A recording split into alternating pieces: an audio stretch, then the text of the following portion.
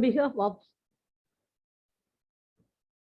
Sky Yoga Online English Meditation Group, I am Professor G.K. Bharati, welcoming you all to today's special lecture. Dear friends, we are all gifted to be born as human beings. What's the purpose of this birth? What's the purpose of our life? To attain perfection, to attain liberation, to merge one with the absolute, is it not? How can we fulfill this purpose? Yes, we are going to hear the answer to this question through today's special lecture. I would request our mentor and senior professor, Professor Balachandran Ayya, and to introduce our special speaker. Welcome, Professor Balachandran Ayya. Thank you, Bharati Madam. Thank you. Welcome you all for this Sunday special program on online group meditation. Today is an important day, May 1st, the Workers' Day. We work for a company making some money, but is that the ultimate goal of life? Or have we to work for something higher?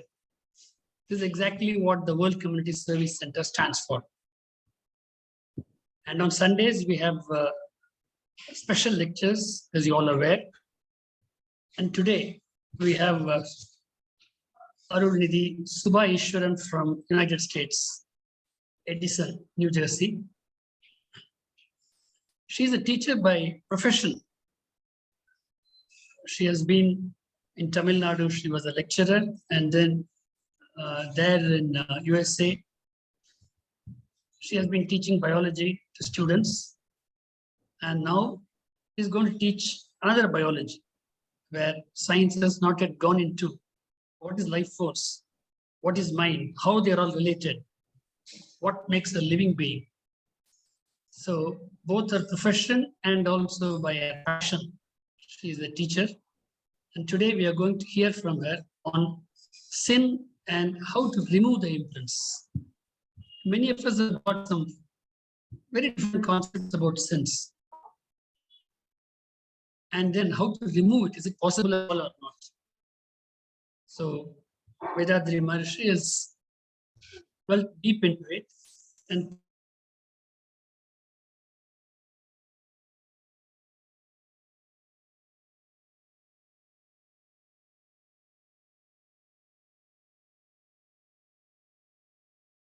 Sir, we could not hear, sir.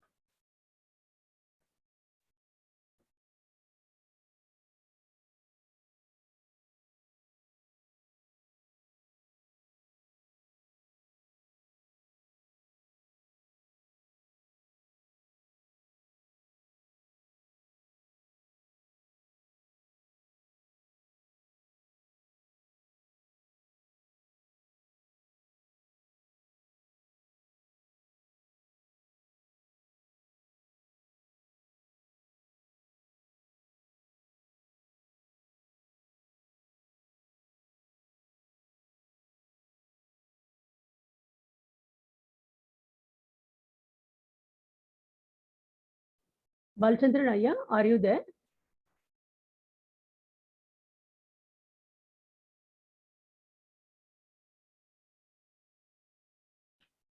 Friends, are you able to hear?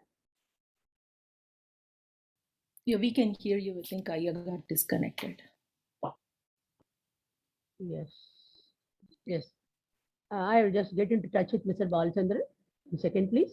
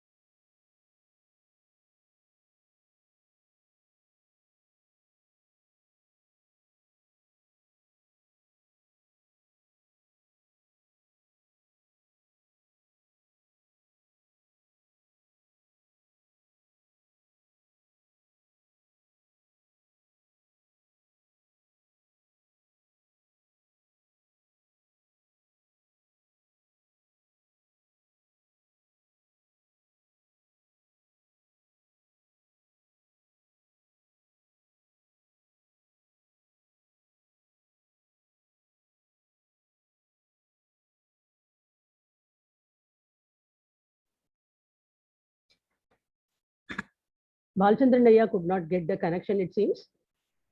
I would request our special speaker of today, Professor Subha Eswaran, to present her lecture on the topic Sin and Removal of Imprints. Over to you, Subha ma'am. Welcome. Thank you, Madam. Ashwani. Can I share my screen, madam?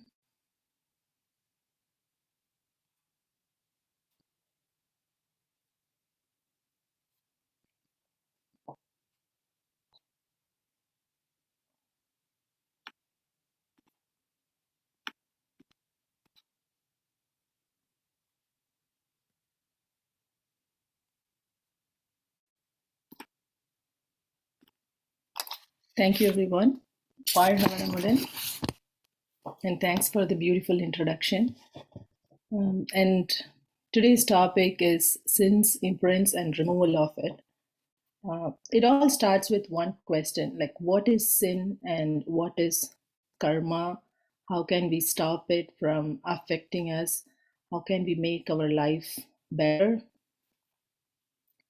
And understanding this topic will actually alleviate our inner pains and inner sufferings. So before getting into the actuals of it, I would like to clarify some pre-existing doctrines around this topic first.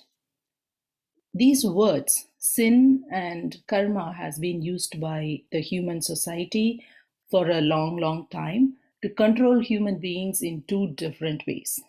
Number one is these words have been used to assemble human beings under one roof.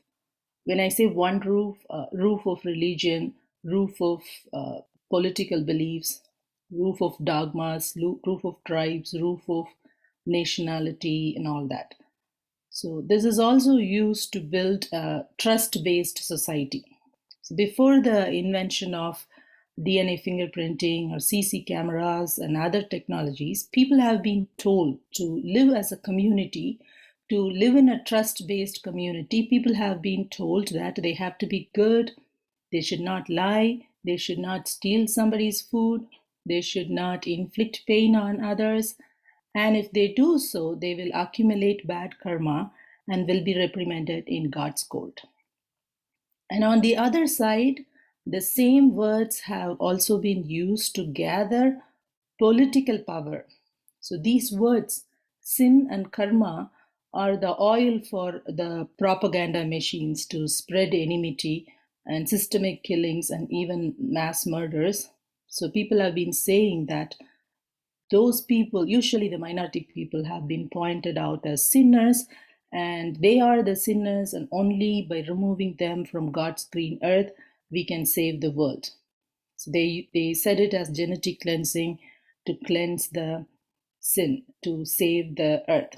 And that's what makes these words or this topic most important to ponder upon, to get some clarifications. So whenever we want to understand and identify the deepest meaning of life or the purpose of our very existence, several questions come to our mind, and one of the important question is, what causes all these sufferings and how can we end this?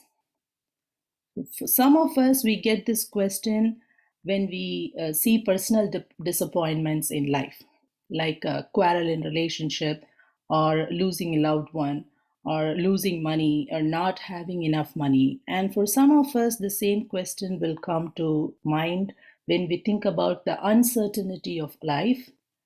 And yet for others, they'll get the same question when they see social injustices like war, genocide, child abuse, or poverty. It makes us think that what is causing all these sufferings and how can we end this? So most times we human beings, we want to draw a simple, visible and palpable line between good and evil, between sin and good. We want someone, a superpower, to be up there, to be in charge, to give a clear verdict. Whereas in reality, we have a lot of gray areas in life. So for example, we want it to be very simple. Like if you steal someone's food, it is wrong, it is a sin, it is a bad karma, and it is an act of evil. And so this is the type and amount of karma you will be accumulating, and this will be the consequence. Excuse me. So we want it to be that simple. Whereas in reality, it is not that simple. For example, if a prisoner of Holocaust steals a loaf of bread from a fellow prisoner, he is a hero. But if the same person steals the same amount of bread from the god, if they steals it from the god, then he's a hero. But if they steal it from a fellow prisoner, then she's a disgrace. She's a you look at the same situation from the opposite point of view, Nazi's point of view, stealing bread from your fellow prisoner is not bad. But if you steal it from the god, it is a sin. So because they have been told, they have been made to believe, they have been brainwashed to believe that they have to get rid of these people to save the world. They have been made to believe that the only way to save the world is by killing these innocent people. We are trying to analyze, we are trying to look these words like the sin and karma like a pension plan. How much am I banking? What interest am I accumulating? What am I going to get at the end? What can I do to make all my dreams come true? But I want to clarify one thing here, that yoga, meditation, and introspection, whatever we are doing, they are not silver bullets. They will not make us rich in terms of outward dominance, but it will change our inner world and increase our baseline resilience, baseline happiness, so we can help ourselves and others better. So again, I'm not here to say that do yoga or do meditation so you will get all the deserving promotions in your office, or you will get all the deserving profits in your business, or you will never get cancer at all. No, yoga is not a silver bullet. But it has been approached differently by different religions. For example, the Western religions, they believed in Judgment Day. So they say that all your good and bad deeds will be investigated in God's court one day, and you will be reprimanded or rewarded accordingly. And the Eastern religions believe, like Hinduism, they believe in the cycle of karma and cycle of rebirth. So they say you will be reborn again and again and again until one day or one birth where you finally wash away all your karmas, both good and bad. So once you attain that stage, you will enter into the eternal world of ecstasy and your birth cycle will cease. So these are two different beliefs. And Eastern religions believe in three types of karma: sanchita karma, prartha karma, and akamya karma. Well, I want to clarify one thing here. Wherever we are using the word belief, where do we use the word belief? Only when we do not have a clear, solid evidence to give. So now let's look into what the yogic culture, what Maharishi and what the current science believe in, or what science, what matters to yogic science and current science. So both yogic science and current science agree on one fact, that man's actions are as natural as an apple falling from the tree due to the law of physics. So your thoughts, your emotions, your feelings, your intelligence, your talents, everything, your feelings, your reactions, they are all products of the biochemical reactions going on in your brain and the functions of the neurological circuits operating in your body. So the current science and yogic science talks about 3 determinants that determines our behavior. The first one is heredity or the genetic predisposition. So when I say heredity, it's not just from your parents and grandparents, but you are a product of thousands of years of evolution, which means we still share our DNA, our genes with bacteria. We still share the structure and function of our brain with the animals. So we still have the animal instincts in fight or flight response because we'll still have the animal brain. The lowest part of our brain called brainstem, it relates to the animal's brain. It is a very important part of the brain. It is very important for our survival. But also it's the same region which determines our fight or flight response. So the activity in this region also determines how stressed or how anxious a person can be and what decision he or she makes at times. And from there evolved our emotional and cognitive brain. So together this whole organ, this whole neurological network determines how we react to situations. Together they determine our behaviors. And the second determinant is self-inflicted habits. Human beings are basically slaves of habits. So our mind, our body, our brain, everything works in sync. They work in perfect harmony. They complement each other and they grow exponentially. For example, if you already have a genetic predisposition for alcohol, then introducing alcohol into your system will quickly make you an addict.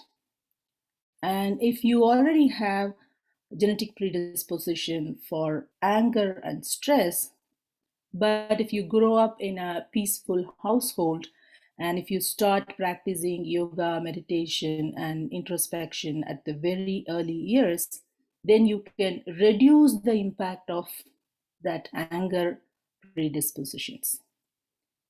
Habits will even change our gene expression, so it will totally change who we are, but let's not deviate, let's not get into that topic. And the third determinant is the imbalance in body elements. The third thing that determines why a person behave in certain way under certain situation is also determined by the imbalance of the biochemical elements in his or her body.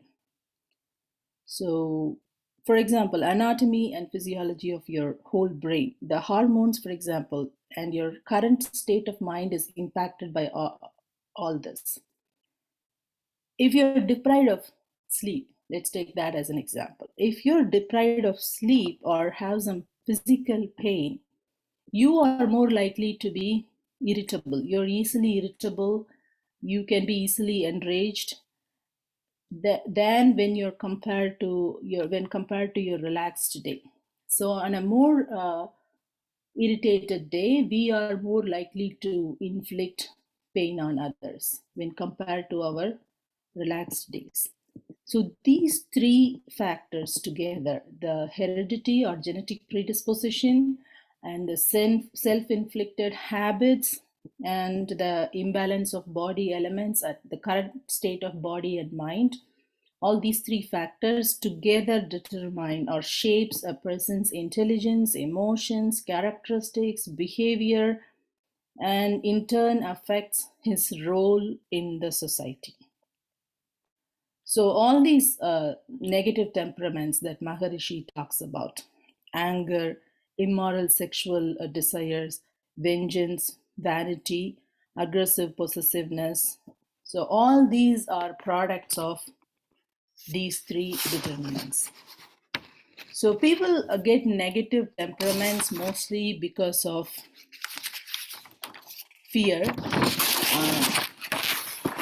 So when I say fear of losing what they want, what they have, fear of not achieving what they want to achieve, fear of getting defeated. So all this and your heredity and your habits, everything determines the way you behave.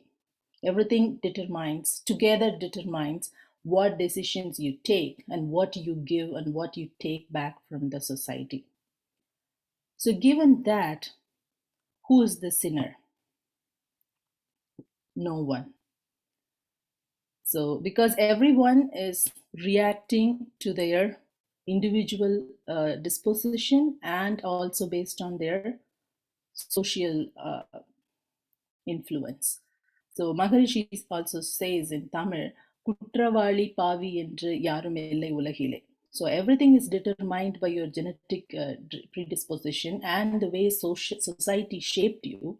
Then how can you blame a person to be a sinner? Well, then we'll get a question here. If that is the case, why are we even doing all this? Why are we even talking about this? We're talking about this because the yoga and meditation can help to a certain extent to remap our behaviors and to remap our brain and to rewire these imprints that are inflicted in us because of our habits. So how to get liberated from these negativities and from these sufferings? How can we liberate ourselves to stop inflicting pain on ourselves and on others? So how can we eliminate these bad temperaments that are causing pain on us and as well as on others from our system is the big question that we have now. When we have these negative temperaments or any negative emotions, we are not only causing pain to others, but we are also in pain. So when we talk about sin, karma, or the karma cycle, we usually think about an act and then the consequence. We see it as a cause and then the effect. Whereas this cause and effect are one and the same here. Let me give you an example. If a person is angry and deliberately wants to kill someone, he is already suffering in pain. Like, you can't be angry and at peace at the same time. If a person is having some immoral sexual desires, that person is already in pain. That person cannot be at peace. So that person is not enjoying the inner peace. So they are already in pain and he is feeling some incompleteness about life. So he thinks by killing someone or by hurting someone, he can transfer this pain to someone and he can relieve himself. So we always think that we are doing this act thinking that it is going to make us happy, whatever act it is. Whether it is giving a talk here or whether it is teaching or whether it is a negative act, whether it is a positive act or a negative act, we think that it is going to make us happy. Whereas that is not the case. Like, by killing someone, I'm not going to become happy. First of all, I was already in pain because I was in anger. I was already holding on that pain. And I think that by doing this act, I'm transferring the pain, but I did not transfer the pain. So even after the act is over, I have to still live in pain. So I have to either live in jail or live in guilt or live in fear of being caught or in shame, or sometimes even worse, some people rarely live in denial. So you can apply the same logic to all kind of negative temperaments. So why are people doing these negative acts? Because they have not tasted the inner fulfillment or inner happiness. And they think they can become happy by inflicting pain on others. So when we take a deeper look about Those people, they are living in emptiness and fear of losing, fear of not achieving what they want to achieve, and fear of getting defeated. And that's why they are doing all these negative acts. So unless we help them to get out of these fears and pain, unless we help them get out of the predispositions they already have, we can never stop them from doing these evil acts. So how can yoga and meditation help here? Through practice and detachment. Yoga, that is what the yoga called as sadhana and pratyahara. So through practice and detachment, we can attain liberation from all the sufferings.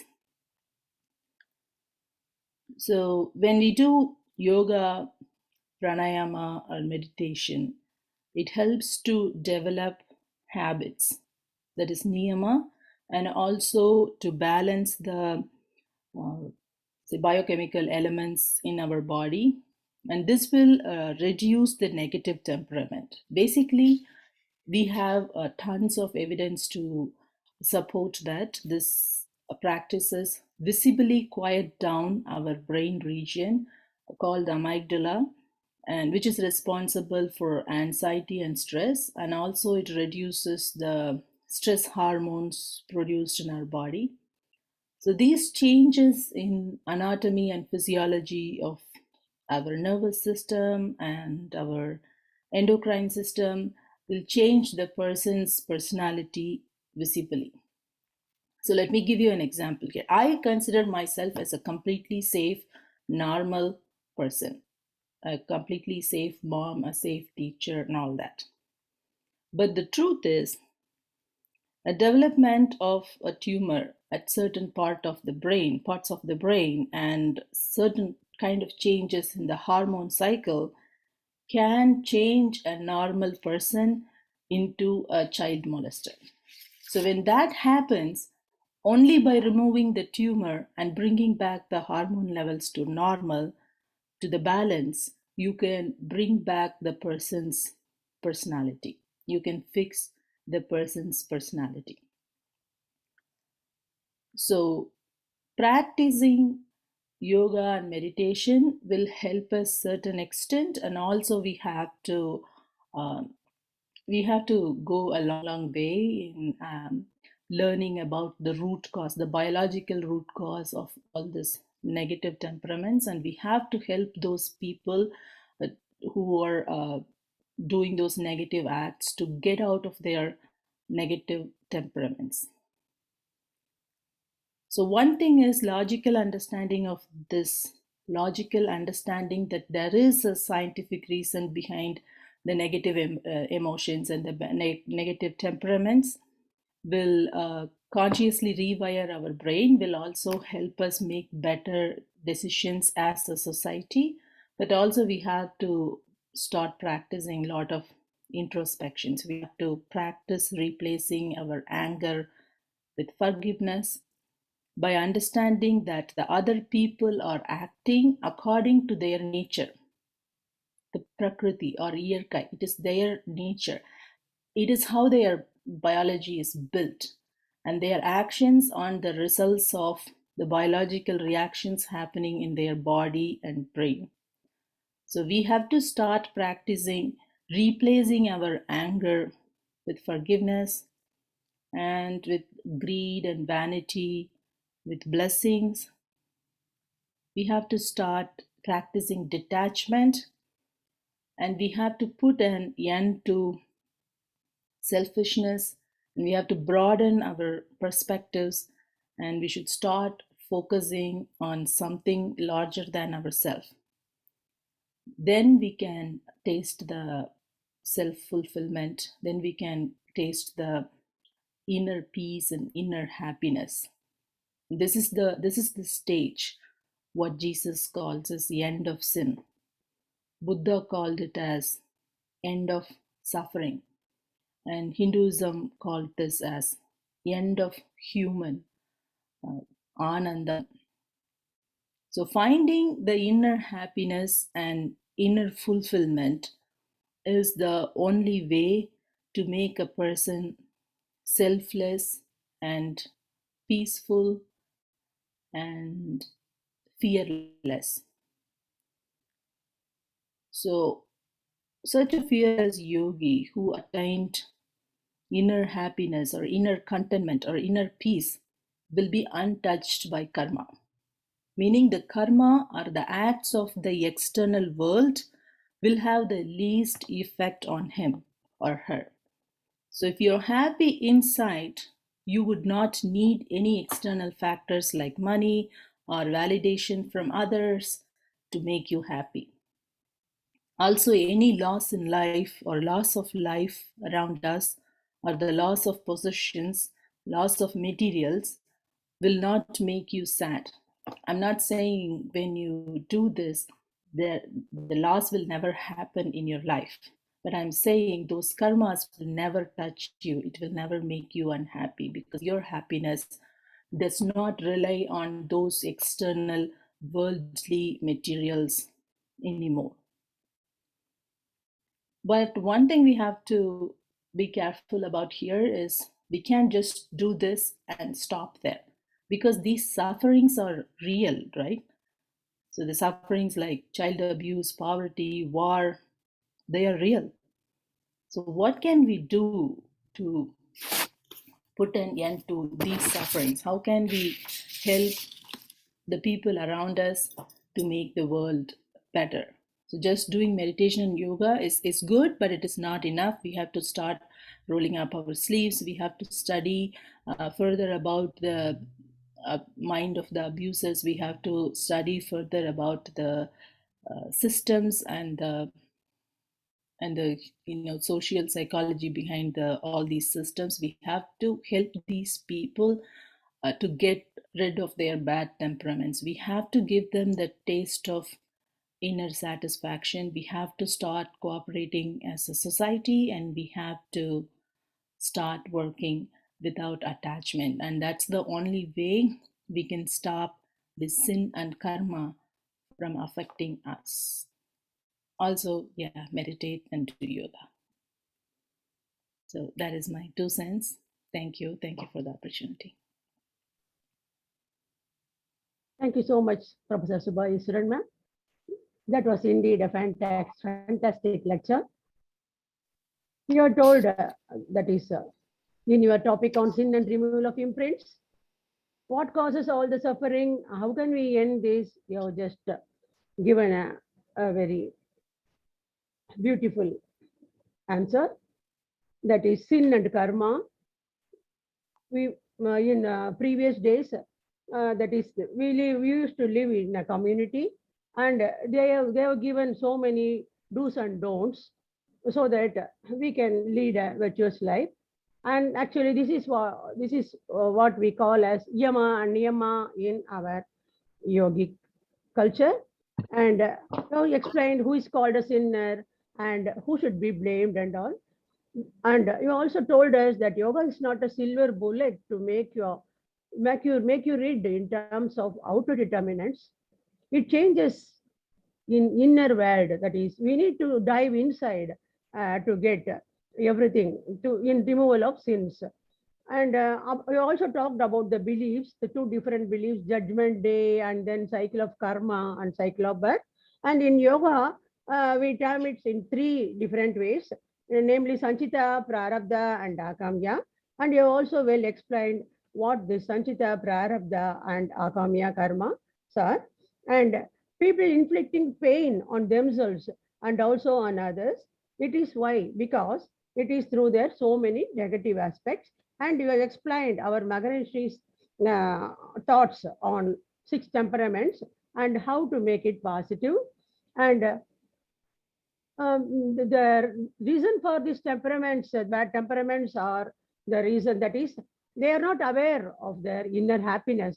If only they just start tasting this inner happiness, the temperaments will all get, this bad temperaments will definitely get vanished. So then how to liberate ourselves? All religions talk about this sin and liberation. That is, they use a negative connotation, namely Jesus says end of sin, and Buddhism end of suffering, Hinduism end of human, Anandam. All religions use a negative connotation as these things.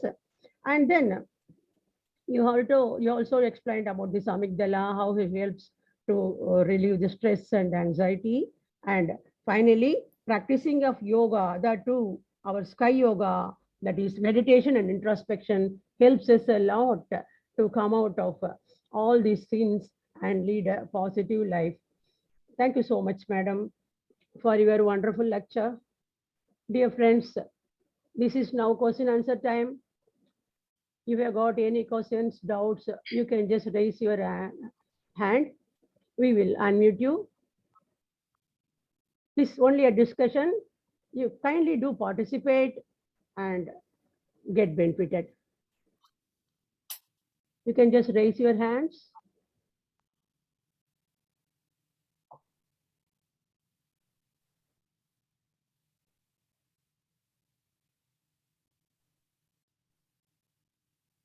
Yes, Sir Ravi Kumar Radhakrishnan. You can unmute, sir. Be blessed by the divine. Thank you so much, Professor Subha Eswaran. I got to know her just like less than a week ago, and I never realized that she's such an experienced speaker by herself. So I'm very impressed by the level of knowledge. And I have to admit, Professor Subha, that though I try to be a student of science, I never realized having a tumor in the human body could physiologically and even psychologically affect a person. Because when we hear a lot of negative news about child molesting or even other unimaginable actions in the world, I always question why it is happening, why an adult would even try to harm an innocent child. But understanding how some of these things affect, you explained it very well. So thanks for that. The other thing that was an eye-opening for me was the cause and effect.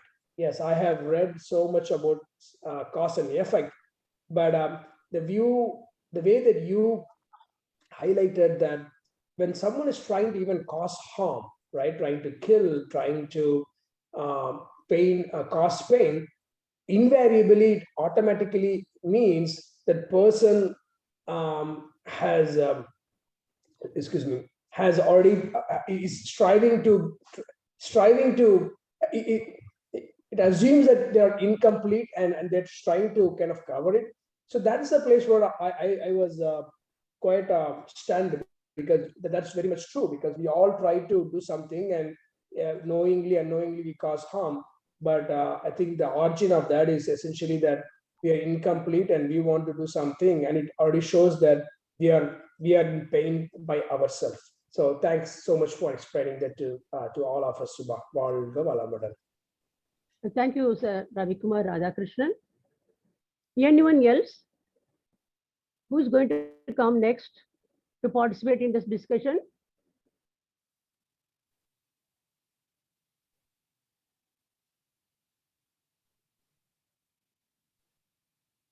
You can ask any questions.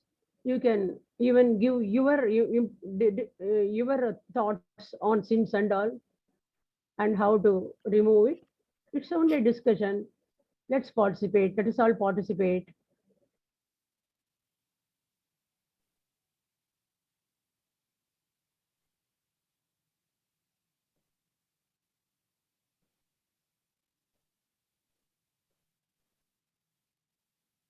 Okay. Can we wind up the session, dear friends? No one is coming forward. And so you understood it well, I believe.